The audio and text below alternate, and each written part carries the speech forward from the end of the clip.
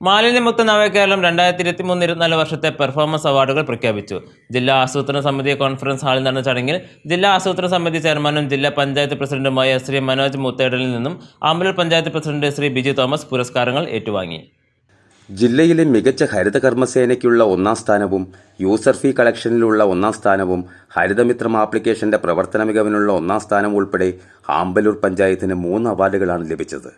ജില്ലാ ആസൂത്രണ സമിതി കോൺഫറൻസ് ഹാളിൽ നടന്ന ചടങ്ങിൽ ജില്ലാ ആസൂത്രണ സമിതി ചെയർമാനും ജില്ലാ പഞ്ചായത്ത് പ്രസിഡന്റുമായ ശ്രീ മനോജ് മുത്തേടനിൽ നിന്ന് പഞ്ചായത്ത് പ്രസിഡന്റ് ബിജു തോമസ് പുരസ്കാരങ്ങൾ ഏറ്റുവാങ്ങി. ആമ്പലൂർ പഞ്ചായത്തിൽ ഹരിത കർമ്മസേനയുടെ പ്രവർത്തനം 2018-ലാണ് ആരംഭിച്ചത്. ഇപ്പോൾ 32 പേർ ഹരിത കർമ്മസേനയിലെ അംഗങ്ങളാണ്. 2023-24 മാത്രം 102.294 ടൺ അജൈവ മാലിന്യമാണ് ഹരിത കർമ്മസേനയിലൂടെ ശേഖരിച്ചത്.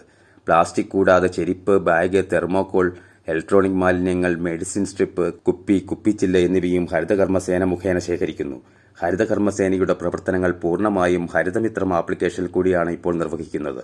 ഹരിതമിത്രം ആപ്ലിക്കേഷന്റെ കൺട്രോൾ റൂം പഞ്ചായത്തിൽ പ്രവർത്തിക്കുന്നു. പഞ്ചായത്തിൽ നിന്നും വിതരണം ചെയ്തിട്ടുള്ള ബയോ ബിന്നുകൾക്കുള്ള ഇനോക്കുലവും ഹരിത കർമ്മസേന മുഖേന വിതരണം നടത്തി വരുന്നുണ്ട്. ഹരിതചട്ടപ്രകാരം നടത്തുന്ന ചടങ്ങുകൾക്ക് ഹരിത കർമ്മസേനയുടെ സേവനം ലഭ്യമാണ്. 2024 ഫെബ്രുവരി മാസം അജൈവ മാലിന്യ വാതിൽപ്പടി ശേഖരണവും യൂസർ ഫീ ശേഖരണവും ഫീൽഡ് തലത്തിലും ഹരിതമിത്രം ആപ്ലിക്കേഷനിലും ആമ്പലൂർ പഞ്ചായത്ത് ജില്ലയിൽ ആദ്യമായി 100% വിജയം കൈവരിച്ചു. ഈ മികവ് ഇപ്പോഴും തുടരുകയാണ്. News desk outline Kerala.